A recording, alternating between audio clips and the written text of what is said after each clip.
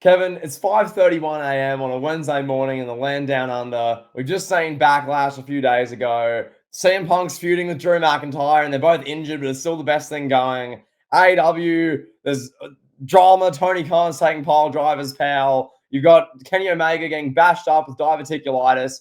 Everything's going on. Pal, firstly though, how you doing? I'm good, pal. How are you? You said off air right before we started. It's like 4:30, 4 a.m., 3:30 a.m. in Australia right now. Well, as most our listeners would know, because of the time difference here, and our general lives as is, I have to wake up about 4:30, 5 a.m. to record these shows on usually weekday mornings. Kevin's getting off work or doing whatever, all these different things, fitting this into his schedule. So in case a few of you think, oh, why is there more late? Hey, whatever. Logistics of arranging this is a bit challenging. We're here. We're getting this all sorted for you. We're giving you, the listeners, the content you need about wrestling, pal. There you go. Yeah, we're giving it you, the listener, pal. Exactly. So, where do we start, pal? We have so much to talk about. We're going to do a little backlash fallout, like you said, with AEW. Yeah, we're going to talk about Gunther and a number of other topics in the wrestling world. Well, yes, we are. Kevin, we'll talk about Cody and that in a minute. What I want to discuss first off is the glaring big discussion point out of Backlash. And I mean, it's a general discussion point we've had most of this year about crowds. The crowds in France for Backlash, the crowd was unbelievable. It was like a Euro soccer crowd they sung the French national anthem during the main event, among other things. I didn't know what they were singing. I barely knew what they were chanting, but the crowd was going off their head, enjoying the experience. It leads us back to this discussion, which we've had for months. I wanted to ask you, you're at the Royal Rumble. You were there watching Cody and CM Punk, the biggest babyface stars of the last 15 years, as the final two. Epic, and the crowd was just sitting on their hands, whatever. No one was making noise. In Australia, I got a 4-match card headlined by Rhea Ripley versus Nia Jax, and we were acting as though that was Rock versus Austin. In France, you had a solid card, like literally a Monday Night Raw card. Jey Uso versus Damian Priest was a world title match, and the crowd was making that seem like it was like the biggest match I've ever seen. Kevin, I'll ask you, how do you feel as an American with that with what's going on now with these crowds? How do you feel? Well, this problem really got exposed with Clash of the Castle in 2022. That was the first of these, the numerous international shows that we've seen WWE produce. Like WWE with Nick Khan and his Vision pal. We're going to talk about that later on. But, the Vision has been bringing WWE global. Like for years, we've been told, oh, WWE's a global brand, Maggle. But every show is in the United States, like every major PLE, almost every major Raw, SmackDown, aside from like one in the UK or whatever. Like Japan would get a house show, but like now, like WWE's actually going global, and it started back in 2022. And it's like I watch a PLE now, and if it's not in like a foreign country for me, if it's not in like France or Puerto Rico or Europe or like Australia, I don't know. Like I already know going in that the crowd is not going to be as into it. Yeah. And it was the most glaring was SummerSlam of last year, but I was in the building for the Royal Rumble in St. Petersburg. It didn't come across as bad as SummerSlam did on TV, and I came on here during our review and I was like, bro, the crowd was dead. Like the crowd was dead. The crowd was cooked after the women's Royal Rumble match. That was it. That was the only time the crowd was up. It's embarrassing, like you would think in St. Petersburg that yes, it's a big stadium, it's a baseball stadium, but it's a dome.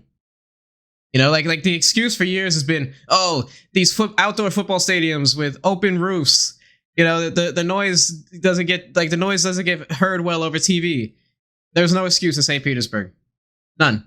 We're in a dome, and people are sitting on their hands for Cody Rhodes versus CM Punk as the final two in the Royal Rumble. It's embarrassing. Honestly, it's embarrassing. We have to be better as Americans. I speak on behalf of all Americans right now. We have to be better. I don't want to go to a show anymore where I'm the only person cheering, along with one other annoying guy 3 rows behind me, with like only 2 people cheering during the Royal Rumble. Like, okay, this is a house show, and I'm watching like whatever, like Montez Ford versus Cody Rhodes for the Universal Championship. Okay, you want to sit on your hands? All right, fine, cool. But this is the Royal Rumble. Like, wake up! Come on! Like, we have to be better than this. Yeah, like you're not watching a random Solo Sikoa versus Finn Balor match. Like it's actually like what you're watching is big time, and for the crowd to react. I mean, you're at Royal Rumble, as you're saying, but SummerSlam was particularly bad. I remember last year was Fastlane, I think Payback, or the ones after SummerSlam, which those are in America, and it was like, whatever. We're watching Shinsuke Nakamura versus Seth Rollins in front of Indianapolis or whatever. It's like, okay, great, fabulous. Now we get these shows. Yeah, I can speak to this. I was at Perth. I was in Western Australia for the Elimination Chamber. It feels like a festival of wrestling.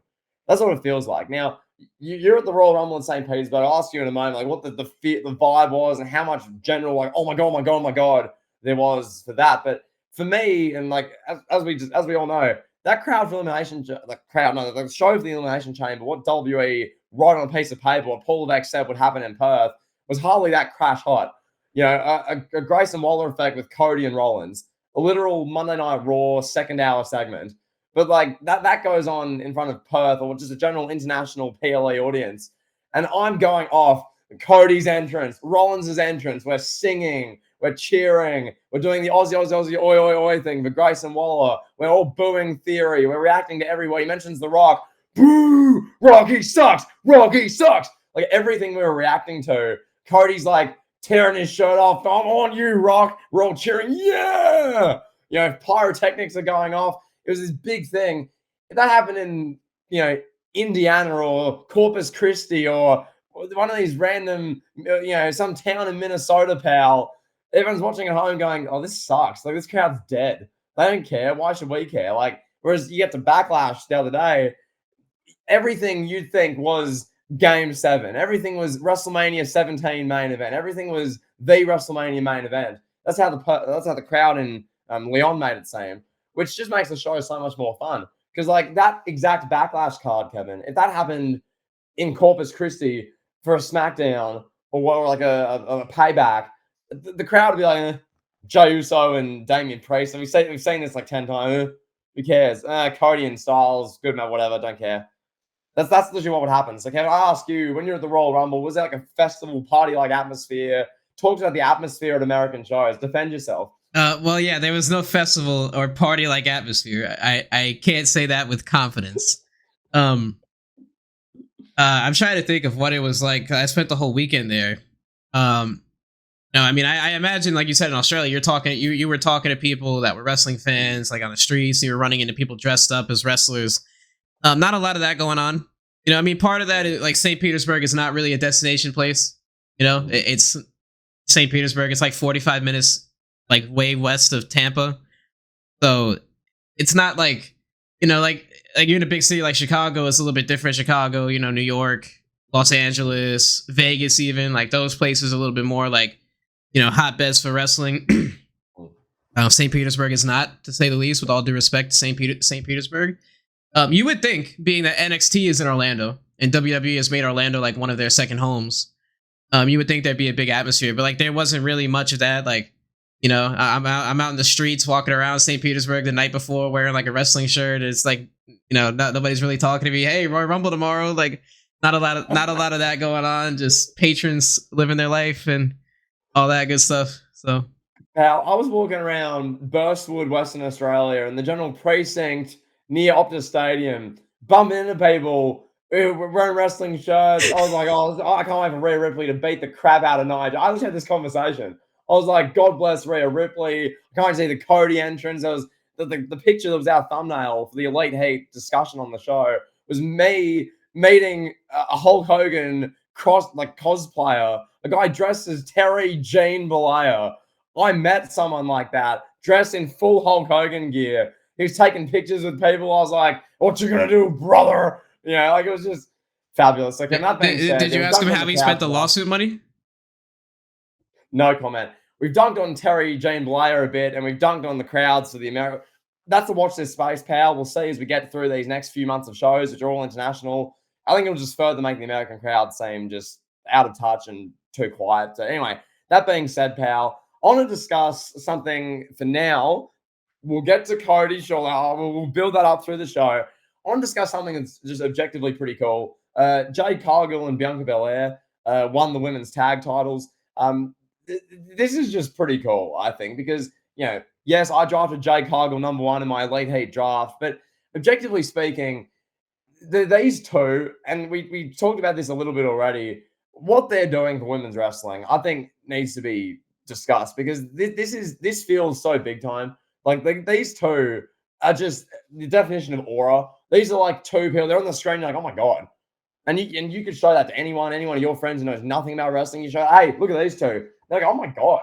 Like you expect to see wrestling after the last 15 years and see Santino Morello with the Cobra Pal or Jinder Mahal playing the flute, like those viral Instagram videos that you get sent and I get shared every now and then from non-wrestling fans. Hey, this is what you watch.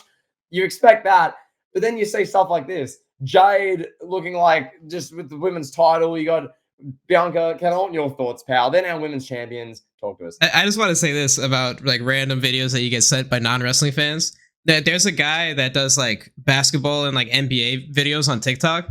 He does compilations where he'll shout out like Dak Prescott or like Tom Brady and like play like a highlights clip and he'll like do funny commentary over it. He did one for Kurt Angle from his Perk Angle era in TNA, and like I had like 10 people send that to me. It was like ridiculous, but I love how Perk Angle's become a legend in mainstream media. I just have to say that. Yeah, but talking about Jade Cargill and Bianca, like you said, like people who know nothing about wrestling are into them. Like my girlfriend has never seen wrestling, never been to a wrestling show, never watched wrestling in her life, and is like a big Jade Cargill and Bianca Belair fan after the Royal Rumble. Those girls have it. Whatever the it factor is, they have it. They're really unlike anything we've seen from a women's wrestler perspective.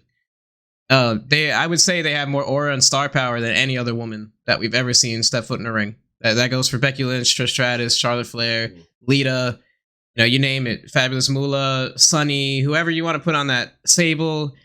They're just bigger. They're bigger because you look at them and you're like, these are wrestlers. They're not women. They're not whatever divas. They're wrestlers, and they're intense, and they can back it up like with their moves and their strength and the way they pull things off. Like like sometimes when you watch a women's wrestling match, like you'll see some moves that just whatever, like kind of sloppy, a little botchy looking. Not with them. Everything they do looks real. Like they're like, for lack of a better term, they're like two Brock Lesnar's running around. They're just bigger and better than everyone else. From like a genetic standpoint. And it's natural, or not natural, but it's obvious where this is headed. Eventually, they're going to turn on each other, and we're going to get Bianca versus Jade at some point. Hopefully, a women's title is involved in that because that needs a women's title. I think. We can't have Bianca Belair and Jade Cargill happening at WrestleMania 41 in a non-title match. And then you've got like, I don't know, Dakota Kai. Bailey versus Tiffany Stratton's or some women. So like, no, like Jade and Bianca is the have the women's WWE championship there. You have the referee like Jess Carr holding it, and you got like these just colossus stars just in the middle of the ring staring down each other. Like that's the money move, pal. But yeah, I couldn't agree more. Just before I go back to you, it's representation. We talk about it, but 12 years ago, the women of color I was watching was Naomi and Cameron as the Funkadactyls dancing with Brodus Clay and pom-poms. And I was like, okay, great. Sure, here comes your mama, pal, dancing with pom-poms, the Funky Dactyls. Now we're watching Jade and Bianca, which could legitimately main event night one of WrestleMania 41. Very easily. Now, I don't know how the chips are going to fold, pal, whether they do Rock and Roman night 2 or Cody and Randy Orton or Cody and someone else. I don't know, or Punk and McIntyre. We'll get to all of it, but it's a legitimate main event match contender. These two are setting the foundation now, pal. So when Superkick Studios, when Wrestling Gifts, when Wrestling Bios make the long-term story of Bianca and Jade video, look when they won the women's tag titles. Look when they were with Naomi at WrestleMania beating up Damage Control. Look when they did this. Like they're adding little layers and layers and layers before the big turn, big split. It's great stuff, pal. These are stars. Speaking of like Superkick Studios, shout out to them, Wrestling Gifts and Wrestling Bios. Yep. Is there anyone from this current crop of talent or like executives that you think in 20 years I'll be making a Wrestling Uncovered video about? Does anyone give you like, oh, they're going to be on Wrestling Uncovered in 10 years? Anyone give that energy to you? Oh, Tony Khan. 100%. Oh, yeah, I can't wait. Tony Khan's a walking Wrestling Uncovered video. Yeah. Oh, yeah. Yeah, the stories of doing cocaine with Chris Jericho. Can't wait, pal. Yeah, eventually, I'm gonna get somebody from AEW on the phone, pal, and I'm gonna get some sources, pal. I'm gonna put together a blistering piece on Tony Khan. I digress. All right, do you want to talk about Bianca Jade some more? Or do you want to go to the next topic? Yeah, look, I just want to round that out by saying, yeah, like their match at Backlash, as with most of the Excellent. matches at Backlash, ended up being quite fun. And we'll just do a little general Backlash chit chat here, just to sort of round out the Backlash part before we move on with the rest of the show. Their match, as well as all the matches, I mean, the crowd made all the matches. I just want to first say, we touched on the crowd before and had the general discussion about international versus American crowds, but that Backlash crowd made what we got that much more compelling. Like, I think that show we got from WWE was like if that happened in Corpus Christi or Indianapolis, pal, I keep dunking on Indianapolis. If that happened in Indianapolis, that's like a 5.5, 6 out of 10 fine show. You know, we're getting on here. Let's say that whole card, everything we got happened, but it was in Indianapolis at Fastlane. I think we're getting on here going, whatever. You know, I think Triple H needs to do something more compelling. The direction's a bit, I don't know. Cody's champion. I don't know. If that's what happened, we'd be saying that. Instead, they did it in Lyon, France, and I'm saying it's like a 7.5, 8 out of 10 show. It was a genuinely fun show. I'll remember it for positives with how great the crowd was. That women's tag match, good stuff. I love the opener. Can we let's just go there. That Kevin Owens, Randy Orton, Solo Sikoa, Tama Tonga. They introduced Pal, the new Bloodline member, Pal. The new Bloodline member, Solo is building his Bloodline. But before that, there was 15 minutes of Owens and Randy Orton beating up these Samoans. The crowd was going nuts. Walk me through that, Pal. You were watching this. What are you thinking as Randy Orton, 25 years into his career with like a destroyed back after like 17 surgeries? He's throwing Samoans. He's RKOing people. He's selling his back. You're watching this match. Talk to us. Oh, I love this match. I loved it. I thought it was. I thought it was better. It blew me away from my expectations. It was way better than I expected. Like the crowd singing Randy Orton's theme song. Are you kidding me, bro? Like these are French. Like these are French people that don't know English. They're singing Randy Orton's theme song, and we're at St. Petersburg watching Cody and CM Punk as the final two in the Royal Rumble, and we're sitting on our hands. Are you kidding me? We're letting people that don't speak English outdo us. They're singing Randy Orton's theme song perfectly, word for word. Whatever. I digress. Yeah, Tagaloa comes out. Another Samoan in a hood, pal. I loved how like people like somebody like ringside recorded it like his appearance, and they were like, "Oh, he botched on his first night in WWE." That was great. Yeah, Kevin Owens can't have a bad street fight. It's impossible. Like he's the master of the PG street fight. He's the PG street fight king, pal. You throw him in there. Yeah, I love the match. I thought it was great.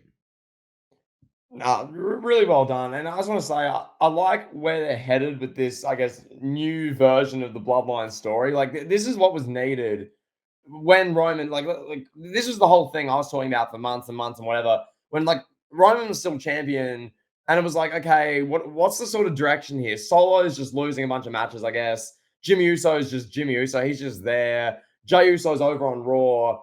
This storyline stagnated. Like, it felt like that for 6 to 8 months there, especially in 2023. Now there's actually a fresh direction. Solo, Tonga Lolis, the new Bloodline pal, Paul Heyman's there, Roman's pulling strings, or maybe he's not pulling strings, maybe Rock's pulling strings.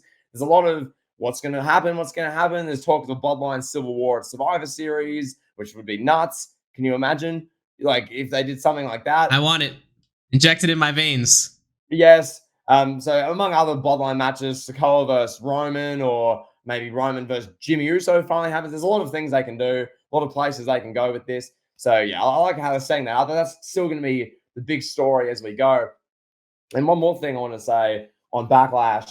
Let's just talk the main event. Oh, hold on. Before you go, let me talk about this new Bloodline just for a second. Yes. Sorry, I probably should let you talk. There you go. Apologies, pal. Discuss the new Bloodline for us. It's all right, pal. So I love the storyline where it's like Paul Heyman was acting like he didn't know that Tonga Loa was going to be there.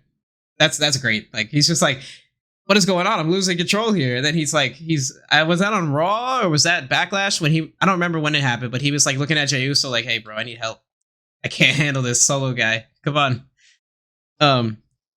Yeah, it was Raw. Yeah. This is going to be a great storyline, and it's kind of to echo what you had been saying for the last few months, and I think you were spot on. Like the Bloodline they don't need Roman with the championship at this point.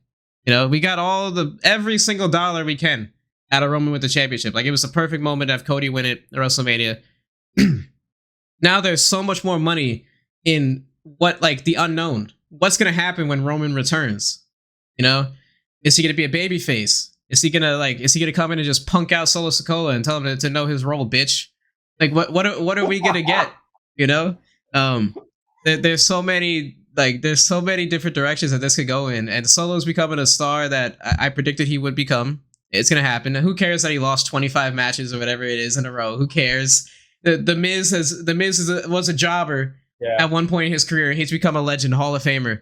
So, you know, whatever. Like, that's other people's words, maybe not necessarily mine. I'll give the Miz his flowers, pal. The Miz is a Hall of Famer. The Miz is a legend. I'll give him his flowers. He's earned it. The guy at Google that shows up for 25 years straight is a hell of an employee. Clocks in every day, does his job, Mr. Reliable. So I got to give the Miz his praise, pal. So Solo jobbing out for like 3 months, who cares? It is what it's wrestling, bro. Like, the crowd, like, nobody remembers that Solo lost 2 months ago in a match against AJ Styles or LA Knight or whoever he was losing to. Who cares?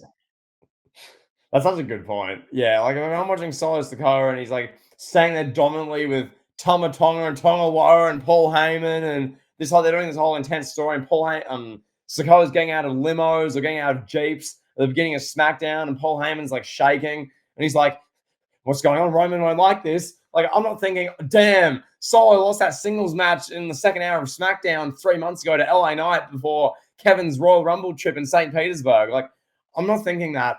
So yeah, that being said, yeah, the direction looks great. Speaking of direction and the main event itself, pal, I think we can now get to Cody and his position and role in all of this. Cody AJ Styles was our Backlash main event. I haven't looked from like the star ratings point of view what people were giving it. I really enjoyed the match, so I guess that means it was quite good. I'm doing stars. I'm saying 4 or 4.25, 4.5, something like that. It was a very good match. It was a lot of fun. I was entertained. Kevin, I guess now the question is the direction for Cody here, because obviously this final boss thing with The Rock might happen at SummerSlam and might not. They're going to do a rematch potentially against Roman, maybe, or maybe Roman doesn't. We don't know there. So, like, as far as Cody versus the real heavy hitters, the real, the heavyweights, we'll see. For the moment, yeah, the Styles match, perfect Backlash sort of match. Put those two in a match in front of France. That's all you need to do. That works that's more than good enough. Now they're doing like King of the Ring, and they're going to do Money in the Bank, and they're going to get through the next few months. What do you reckon? Just generally discussion, pal, on Cody, where Cody's at as the draw, as the face so far from what you've seen. Talk to us. The conversation, like, oh, WWE took a drop off. Once Cody won the championship, Raw ratings are down. Oh my God, YouTube clip ratings are down. Like, it's kind of crazy how like people try to pin that on Cody. You know, it's literally like WrestleMania is over. This is like the off season. Like, it's the slow season now. It's slow for WWE until like SummerSlam season begins in July. These 3 months are going to be slow, and it's not Cody's fault. It's not anyone's fault. You could have prime Stone Cold Steve Austin out there right now, and ratings would not be what they were in 1999. No, it's life. I do think there is like I do think that there is a valid discussion in saying like, oh, Cody is not the biggest draw in the company. You know, I mean, I think that's fair. I still think Roman in the Bloodline is the top draw. Do they need the championship? No, like Cody is fine being the champion, and like, you know, with the like, it just adds to like the Bloodline. Like, you got the Bloodline, you got Cody, you got two big entities that are, and then the women. What's going on with the women? Like, all that combines to make like WWE what it is right now. And Cody's still selling more merch than anyone. It's like him and Jey Uso are like the top baby faces, top draws, which is kind of crazy. And I saw this this article or something, tweet, where they were giving more in-depth look into why Roman played political chess last year. And he said he wanted to get Jey Uso over. He wanted to establish Solo Sikoa as the next future of the Bloodline. And I mean, all those things transpired. So yeah, Roman played political chess. And it wasn't for Roman. It was for the benefit of the company. Look, Jey Uso's a cornerstone of the company now. So yeah, so I say that just to say Roman, better political chess player than The Rock and Hogan. The Rock and Hogan do it for themselves, pal. You know, especially Hogan. Hogan beat Shawn Michaels for no reason whatsoever. in SummerSlam '05. I digress. Um, Cody is, I mean, he's the best, bro. And the other part of this too is like, well, what does he do now? There was a year-long chase, over a year-long chase of him finishing the story. What's the next thing for him to do? He had this good match with AJ Styles. Okay, yep, we know Cody and AJ Styles can wrestle good matches. What's the next storyline? What's the next heel for Cody to sink his teeth into? Who's that going to be? Who's going to be his Edge or his Roddy Piper or his CM Punk? Who's going to be that guy that's going to get over and draw money with Cody? You know, as we get into WrestleMania season next year. And I don't think they don't need a rush. You know, we don't need to get some classic cinema storyline right now in the middle of summer. We just need Cody to do what he does and show up and be a politician and kiss babies and hug puppies and sign autographs.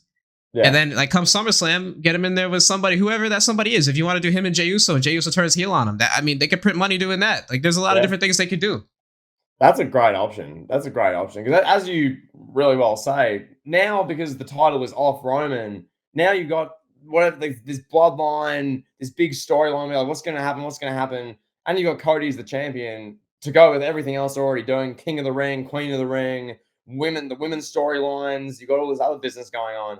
So Cody is the champion. Yeah, obviously, I think Cody's champion's fantastic. I've seen naturally, and this is always the case. I like you touch on it, where a month after WrestleMania, this happens every year. There's always a natural bit of a crash of okay.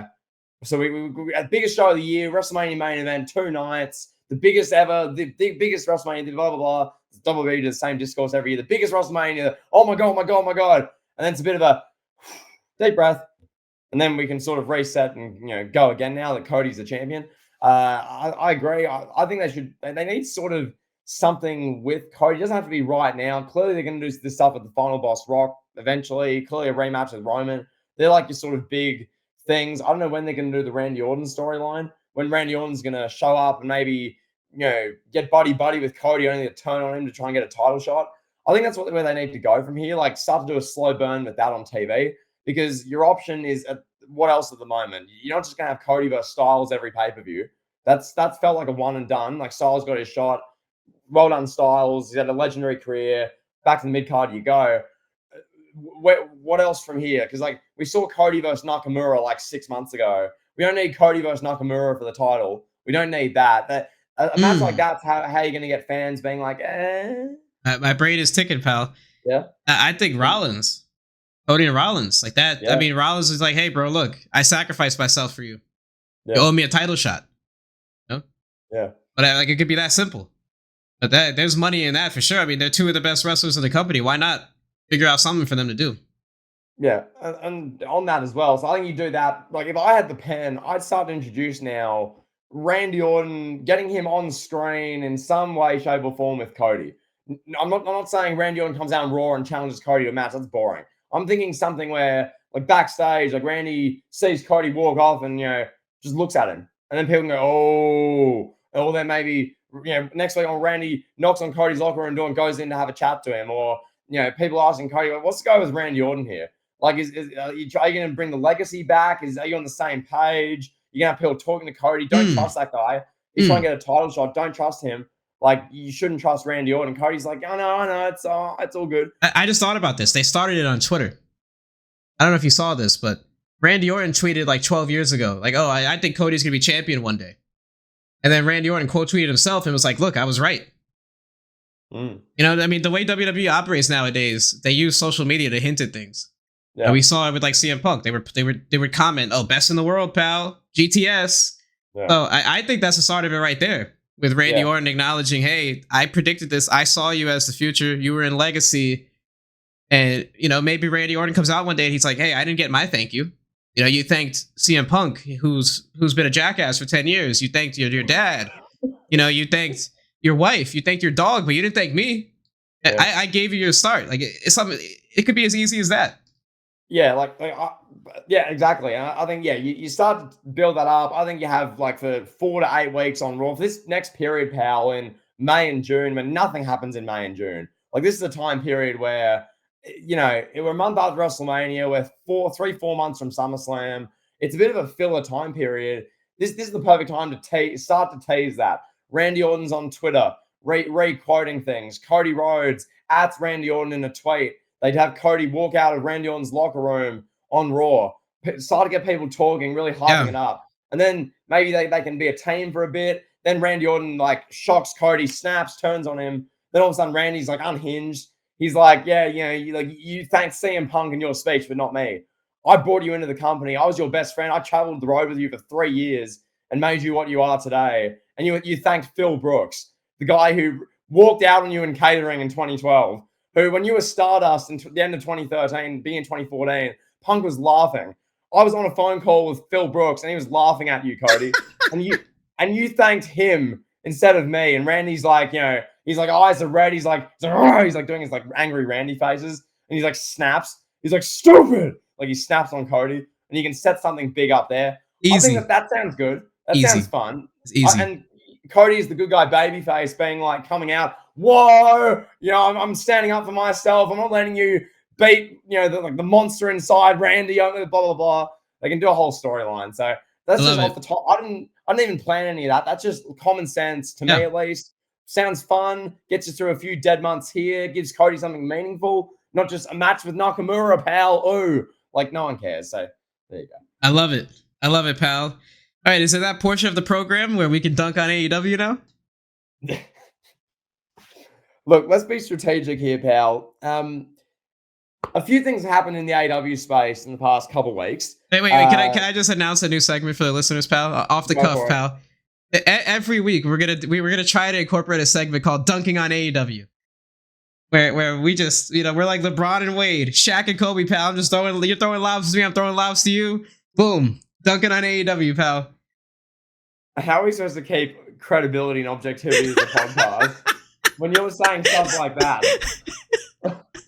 This being said, pal. Well, I mean, okay, all right, hold on. To be fair, AEW dunks on themselves. We just make fun of them for doing it. Now, Tony Khan went on television in neck brace and said WWE is like Harvey Weinstein. Exactly. Right. I mean, come on. I don't got to dunk on AEW. He does it to himself. No, but I'm kidding about the segment. But no, go ahead. Continue what you were saying. I was going to say, a few things have happened. I'm going to pass this to you. This is your wheelhouse, pal. Yes. Where do you want to begin? Because a couple things have happened. Yep. Talk to us. Well, Kenny Omega returned. I think we can have a fair conversation about this. Yeah. Not really so much there's not really too much to make fun of here. Like Kenny Omega, let's give it up to him. Kenny Omega came back from a life-threatening illness. Like, shout out to him. I'm glad to see him back. He's one of the best wrestlers ever. Good to have him back. Now, with that being said, AEW is pushing along for Kenny Omega and Okada. That seems where we're going. I was all for that in 2019 when AEW started. I don't know how I feel now in 2025 or 2024, 5 years later, with all the stuff that we've seen in AEW. Like, I don't know.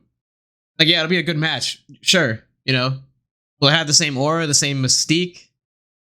I don't know.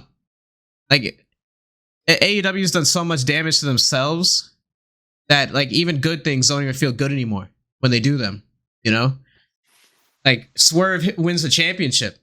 And we were fantasy booking, okay, Swerve beats MJF, and it's this big crowning moment. Swerve is the next big star in AEW. And instead, he loses a triple threat match. And then the following pay-per-view gets his win back and beats Samoa Joe. And now it's like, okay, Swerve is champion. But is that, like, satisfying, fulfilling, Will Okada and Omega be fulfilling in 2024 with Omega? Who knows what he has left in the ring? Okada's 5 years older. Okada's out of his prime now. I don't know. Like, I mean, I don't know. I don't know how I feel, how to think about it. Because like I said, on one hand, it's gonna be a 5-star match, no doubt. It's a really interesting one because of who's involved and the fact that like these are two of the, I call them like the AEW guys or guys who like these are the ones who Meltzer fantasy books in all the matches and goes, oh my god, if we're going to see Omega and Okada again, it's going to be 7.5 stars and all this. And now, like, Omega, Okada, Ospreay, sort of, I mean, Danielson's just like the greatest of that sort of mainstream group out of the group, whatever. This being said, that segment with Omega, I thought the Omega portion was excellent. where Omega's like, yeah, like I would watch, and then I'd be shaking, like I couldn't watch wrestling, and this is like I was an EVP, I started this, but I couldn't watch it, and then I realized why I'm shaking. I'm shaking because I need to be back and all this, and then you get Jack Perry coming out, pal, hitting Omega with the chair after Okada does a little face off with Omega. So yeah, they're setting that up for late 2024. Might bleed into 2025 a bit there. It's all timing, as you say, because the names, no one's denying or questioning the names involved here, Omega, Okada, questioning the timing and place of it. In late 2024, early 2025, in this climate of AEW, where you've got the face of AEW, the man who runs it is in a neck brace going on ESPN or just going on generally mainstream broadcast platforms going, oh, WWE's like Harvey Weinstein. It's a company run by that guy. And so with, like, I don't know, Kevin, there's that, which I thought the Omega portion was really good. The beat up was solid. You got Jack Perry running around as like the top heel in AEW now, which is interesting to me. Yes, obviously Swerve's champion, and they're doing now something with Christian, which is like a fine, solid world title feud. It's the same as Samoa Joe. Like, Christian's not bad at all, but I'm just not investing that as the storyline of AEW. Like, Swerve versus Christian is good. Like, it's okay. It's not bad. No one's saying it's bad, but am I? Oh my god, I have to watch Swerve versus Christian. It should be bigger, but because of how AEW did the title change, it wasn't like Cody beating Roman. That felt Right. like the Avengers Endgame. Yeah. What AEW did felt like, okay, well, we're gonna do Swerve beating MJF. That's what they teased. Then MJF's then out, and then there was a bunch of stuff with the Devil and MJF, and he's now out of the picture. So now Samoa Joe's champion, the same Samoa Joe who was literally a mid-carder in WWE and NXT, who's been around for 25 years, just a reliable hand, Samoa Joe, a transitional champion. But then Swerve's not going to beat him. There's going to be a triple threat with Hangman, and then they're going to have the singles match, and Swerve's going to win the singles match, and then they finally do the moment 4.5 months later, and now it's Christian, pal, which the feud will be decent. The feud will be entertaining, but it's just sort of like, yeah, but like, this is what I'm finding AEW, and maybe it's my view on it. Maybe I'm being too negative. Maybe it should be like, oh my god, yes, oh my god, yes. But to me, it's just like, yeah, I see what they're going for, but it's not hitting the same way it should, if that makes sense. Right. Exactly. And speaking of that, let's talk about AEW's big signings. Let's do a check-in on this. Okada, we talked about him a little bit. We got Will Ospreay, who had a phenomenal match with Bryan Danielson at the last pay-per-view. I can't remember what it's called. Dynasty, yep. Dynasty. Like a 7-star match, whatever. You know. Yeah, you can't take them serious. That star rating system serious, but a great match. Yeah. Then you got Mercedes Moné, who went viral on social media like maybe 3 weeks ago for like moaning into the camera, just to call it what it was. After she got beat up in a backstage, and then she's been doing like, I don't really even know, like she's just a character on the show, just kind of there, getting beat up or like beating people up, like participating in mic segments. For AEW, they're doing record low ratings, right? They hit like 712,000 people a couple weeks ago. Watched Dynamite 2 weeks ago, I want to say. Well, the show after Dynasty was 690. 690, yeah. And then the week after, they bounce up. They're back in the 700s. There's like lowish 700s at the moment. Right. So. And AEW and Tony Khan are paying these big three signings like huge money. And it doesn't seem like it's paying off. In theory, like, yeah, Danielson and Ospreay had a great match. What else are we getting, though, aside from one great match from those 3 stars? Like, no, like, what, like, where's the payoff? Like, what, you know what I'm saying? Yeah, I will defend Okada and all this, because he's probably, the position he's in the moment is probably the best possible position they could have for him. Yeah. If Okada was just coming out going, I'm the Rainmaker, I'm going to have a great match. Yeah. I'd be like, this sucks. That's true. At least he's involved in something, because he's not exactly, English isn't his first language. So what they're doing with him at the moment is probably the best use they could have for him in an American setting, having the Young Bucks and Jack Perry running around there being idiots. Makes sense. Okada's just with them. So I'll defend Okada there.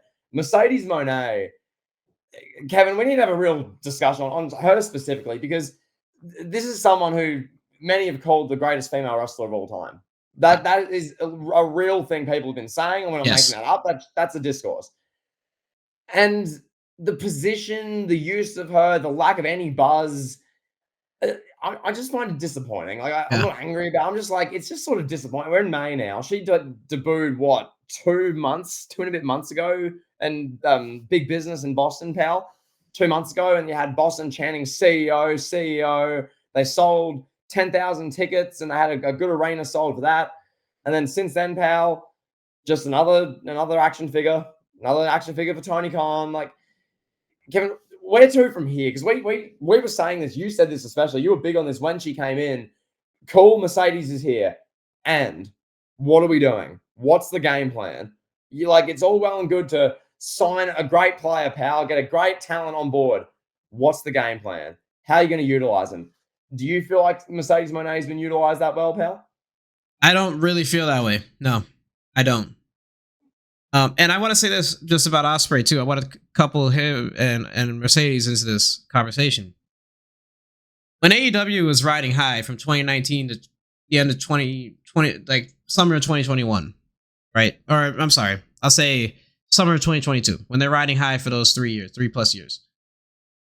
You bring in Ospreay in the middle of 2021, the end of 2021, whatever, early 2021, Ospreay, he adds to the bottom line of AEW. You've got the star power that keep people watching. You got CM Punk. You got a good foundation. You got Punk. You got MJF. Then more people are going to be like, oh, this Ospreay guy is cool. And Ospreay doesn't have the extra eyeballs watching him. People that like Ospreay are already watching AEW.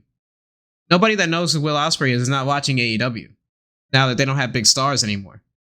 So it's like you're paying this guy like he's a number one. And he's like a good number 3 in theory, And the same thing with Mercedes Moné.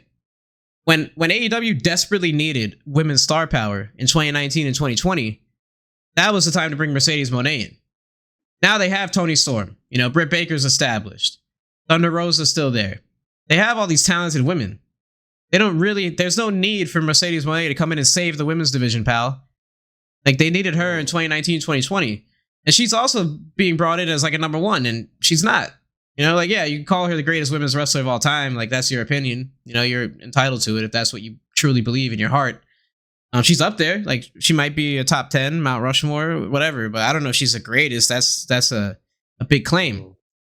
And she's here, and she's like, yeah, there is no game plan. It seems like, like you would think somebody like Mercedes Moné comes in, you're going to build Double or Nothing around them, But at the end of the day, she's not drawing in eyeballs, like what she's getting paid to do. So it's almost counterproductive. Well, one of the things we've really learned, and one of the big takeaways from the last year, let's just look at the last year as a body of the sample size in wrestling generally. When it comes to marketing stars, bringing people in, there has to be a plan. AEW with Adam Copeland, AEW with Mercedes Moné, and with some other talents they've brought in last year especially, there clearly isn't that plan. Whereas, I'll use a WWE example, Jade Cargill. Jade comes in, this is like this big signing. Every time she's on TV, still, there's an aura there. It's like, oh my God, what's she going to do? Oh my God, this happened. Oh my God. We have to see the entrance. Oh my God. You can see a direction of where they're going to go, what they're trying to do. I could explain to you the long-term thinking there, how they're presenting her at the moment. There's a game plan involved. With Mercedes Moné, which is what the issue is, there's the CEO thing. Cool. So arena, when she comes out, there'll be a CEO chant during the matches. Cool. What's the end game? I guess her versus Toni Storm. Is that the end game for AEW women's wrestling? Yeah. Is that? Yeah. I guess. Yeah. And Toni Storm's great. Sure. Like that's a great match for like a co-main event of a pay-per-view. But like, end, Exactly. There is no and. That's the thing. There is no and. But what is the and? There's nothing. She's there. Like, in reality, it just seemed like she couldn't get as much money as she wanted from WWE to return, so she just milked AEW for every dollar she could. Yeah. I mean, she literally said before she debuted that she wants to go back to WWE one day, that WWE is home. So, yeah. And every segment she's in, it doesn't really, like, you don't really feel like, oh, Mercedes Moné wants to be here. It just kind of feels like she's cashing a check. Mm, That's just like the feeling I get as a viewer yeah. watching the artist perform. Yeah. So yeah, like that being said, I think this is, and this will continue to happen over the next year, 2 years with AEW. I do like, and we touched on Okada. I think Okada, there is some sort of a plan there, must Yes. be said. Yeah. Putting him with the Elite, the stuff with Omega. Okada has some sort of plan in objective fairness. Adam Copeland, they pretty much just said Adam Copeland comes in, you're gonna have a 6 month feud with Christian. Everyone's gonna like it because you're both Canadian, you're both friends. So it's just gonna be great and it's gonna main event. And then Adam Copeland's gonna cut rah rah, we're the revolution promos. That's that seems like the game plan, I guess. That didn't hit at all from the jump. That just didn't click. But Adam and Copeland and Christian had a good match or two. Like last couple of matches, the first one was a train wreck where they had Nick Wayne's mother coming out, like begging, Christian not to hit Edge, like that stuff like that's like what. So yeah, we'll wait to be seen, Yeah. pal. For all we know, And let me just tell this: Osprey gets paid like he's CM Punk to come in and have 5-star matches that everybody that likes him already determined their 5-star matches before the bell even rings. yeah, that's the thing I don't like, just one thing on that. This was a thing in NXT in 2020 and 2021 because of reputation of what NXT did in 2017, 18, 19. If Adam Cole was going to face Finn Balor at an NXT show in 2020, people are going to rate that 4.5, 5 stars because of who it is, because of where it's happening. Even if the match was average, people are going to rate it that because of who's involved, reputation, the location. That literally happened in 20. I remember it for some of those NXT takeovers. I'd comment on some slideshow review of some of our buddies. I'd be like, that match wasn't 4.5, 5 stars. That was like 3.5. But because it was Finn Balor having rest holds with Johnny Gargano, you're giving it 5 stars. Can you make some objectivity here? So the similar thing happens in AEW. Osprey versus anyone, Omega versus Okada versus anyone. It's going to get 5-star ratings from a certain couple of people because of who it is. It just is what it is. How that translates for us as Western mainstream viewers trying to watch a good television show on a Wednesday night and trying to get involved and invested. Sometimes it clicks, sometimes it doesn't. It's all about the plan, pal. So there's that. Any thoughts on that before we move on to one of our closing topics, pal? Yeah, go ahead, pal. Let's do it. Pal, I just want to have a quick discussion here. Punk and McIntyre. Wow. Talk. I just, Ooh, give us a okay. rundown of what they're doing because it's so good, pal. Oh, they're throwing money in Nick Khan's pockets. That's what they're doing. They're throwing money just like a strip club, pal. Money's flying into Nick Khan and Paul Levesque's pockets every time McIntyre and Punk have a segment. McIntyre is he's changed his trajectory. It was looking like, okay, McIntyre's going to settle into like upper mid card hell, and he's become a main eventer and one of the hottest things in wrestling again. And then Punk comes in and like nobody was talking about, hey, Punk versus McIntyre, that's a dream match. Nobody was talking about that when Punk came back as Survivor Series last year. And now here we are, like those two guys are on a collision course for probably SummerSlam. And it's going to be one of the biggest matches, if not the biggest match on the show when it does happen and we do get it in the ring. Every segment just feels super personal. Like they're really like, they're going at it, and it's all fun and games. I hope, CM Punk's not getting disgruntled, pal, after every promo McIntyre cuts. But I mean, like McIntyre came out for like a month and was like, I injured you, Punk. You're doing physical therapy because of me.